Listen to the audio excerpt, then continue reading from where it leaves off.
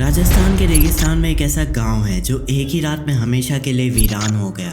वहाँ कुछ ऐसी घटना घटी थी जिस वजह से उस गांव के लोगों को एक ही रात में पूरा का पूरा गांव खाली करना पड़ गया। और सिर्फ वही एक गांव नहीं, वहाँ के आसपास के 84 गांव के हजारों लोग अपना घर, अपने खेत, अपना सब कुछ छोड़कर हमेशा के लिए वहाँ से कहीं दूर चले गए। और माना जाता है कि उस घटना के बाद किसी ने भी उस गांव में बसने की हिम्मत नहीं की। जो भी वहाँ जाता उसके साथ कुछ बुरा हो जाता।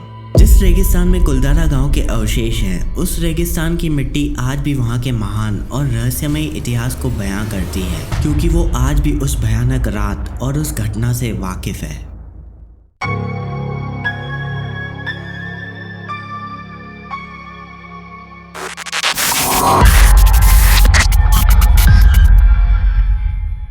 तेरहवीं सदी में जब राजस्थान में राजपूत और मुगल टकराव चल रहा था, तो कई ब्राह्मण समुदाय पाली से माइग्रेट हुए। पाली के ब्राह्मण समुदाय जो खेतीबाड़ी, पानी बचाने और शांति से जीवन जीने के लिए मशहूर थे। तब जैसलमेर के राजा ने उन्हें बुलाया और कहा, ये रेगिस्तान खाली है, अगर तुम इसे बसा सको तो ये धरती तुम्हारी होगी। क्योंकि वह ब्राह्मण समुदाय पाली से आए थे, इसलिए उन्हें पालीवाल ब्राह्मण कहा गया। और इसी दौर से शुरू हुई पालीवाल ब्राह्मणों की यात्रा, जिसमें उन्होंने अपनी परंपरा, अपना ज्ञान और अपनी कला का उपयोग करके जैसलमेर की रेगिस्तानी धरती पर 84 गांव बसाए, जिनमें से एक था कुलधारा। मतलब कुलधारा सिर्फ एक गांव नहीं था, बल्कि अपने समय का एक वेल प्लान टाउनशिप था, जो रेगिस्तान में जीवन को संभव बनाता था, जहाँ के लोग हंसी खुशी अपना जीवन जीते थे। दिन में खेती और व्यापार के काम होते थे। रात को गांव की चौपाल पर बैठकर लोकगीत और किस्से सुनाए जाते थे। उनके संस्कार और मर्यादा इतने मजबूत थे कि कुलधारा और आसपास के गांव एक परिवार की तरह जीवन जीते थे। मगर किसे पता था कि उनके सुकून भरे जीवन की तस्वीर तोड़ने वाला एक शैतान कुलधारा के दरवाजों तक आ पहुंचा था, जिसका नाम था सलीम सिंह।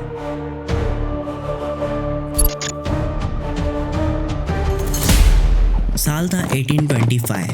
सलीम सिंह जैसलमेर के राजा का दीवान मतलब प्रधानमंत्री था, जो अपने अत्याचारी स्वभाव, ज्यादा कर लगाने और लोगों को डराकर राज करने के लिए मशहूर था। उसको सिर्फ दीवान बनकर संतोष नहीं था, बल्कि वो खुद को राजा से कम नहीं समझता था। कहते हैं कि उसने जैसलमेर के राजा की गद्दी पर कब्जा करने की भी कोशिश की थी। उसने अपनी हवेली, जो आज भी जैसलमेर में स्थित है, सलीम सिंह की हवेली, उसने उसको इतना शानो शौकत और भव्य बनवाया और जैसलमेर के राजा के किले से भी ऊंचा बनवाया, ताकि वो राजा से भी अपने आप को ऊंचा समझ सके।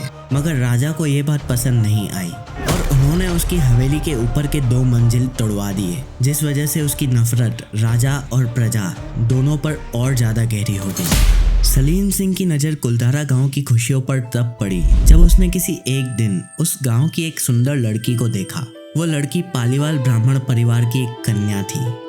सलीम सिंह के लिए जिद एक बीमारी थी और इस बार उसकी जिद बनी कुलधारा की एक लड़की। फिर किसी एक दिन उसने गांव के मुखियाओं को बुलवाया और खुलेआम ये धमकी दी, ये लड़की मेरी होगी और इसी से मेरी शादी होगी, चाहे इसके लिए मुझे पूरे गांव को तबाह ही क्यों ना करना पड़े। तुम लोगों के पास अगले पूर्णिमा तक का समय है। अगले पूर्णिमा तक वो लड़की मेरे महल में होनी चाहिए, वरना तुम सबको इसका अंजाम भुगतना पड़ेगा। वो रात कुलधारा की तकदीर की आखिरी रात थी। गांव के मंदिर में सभी लोग इकट्ठा हुए। बच्चे, औरतें, बुजुर्ग, सबके चेहरे पर खौफ था, लेकिन उससे भी ज्यादा था अपने सम्मान को बचाने का जुनून। सलीम सिंह की धमकी के बारे में सभी लोगों ने अपनी अपनी राय दी। किसी ने कहा कि हम सब मिलकर सलीम सिंह का सामना करेंगे, लेकिन वो कुछ हजार लोग इतनी बड़ी सेना का सामना करने के लिए सक्षम नहीं थे। किसी ने कहा कि उस परिवार को यहाँ से कहीं दूर चले जाना चाहिए, लेकिन अगर ऐसा होता तो सलीम सिंह बाकी गांव वालों पर बहुत अत्याचार करता।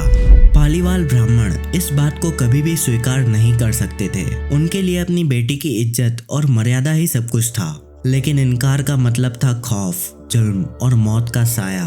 फिर गांव के मुखियाओं ने अपना फैसला सुनाया।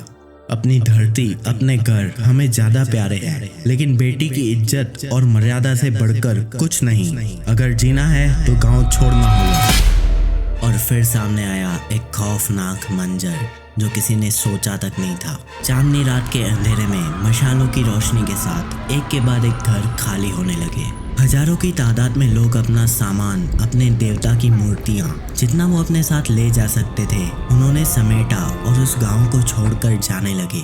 जाते जाते उन्होंने अपने आंसुओं और अपने दर्द के साथ कुलधारा की मिट्टी को श्राप दिया। जो हमसे छीना गया है उसकी याद ये मिट्टी हमेशा रखेगी। आज से कुलधारा कभी नहीं बच सकेगा। जो भी यहाँ बसने की कोशिश करेगा उसकी बर्बादी निश्चित है। उस रात के बाद जो कुलधारा गांव कभी हंसी खुशी से जीता था, वो एक वीरान खंडर में बदल गया। पूर्णिमा की रात वो लड़की सलीम सिंह की हवेली पर नहीं पहुंची, जिसका जवाब देने अगले ही दिन सलीम सिंह अपनी सेना के साथ कुलधारा गांव आ पहुंचा, मगर उसे वहां कोई एक व्यक्ति तक नजर नहीं आया। उसने पूरे के पूरे 84 गांव का कोना कोना ढूंढ लिया, लेकिन उसे कोई व्यक्ति तो क्या, किसी के पैर के निशान तक नहीं मिले। उस रात को बीते आज 200 साल हो गए, लेकिन कुलधारा के वीरान घर, टूटी दीवारें और खाली गलियां एक जीता जागता सबूत है कि कभी इज्जत के लिए पूरे के पूरे 84 गांव एक साथ मिट्टी छोड़कर कहीं दूर चले गए।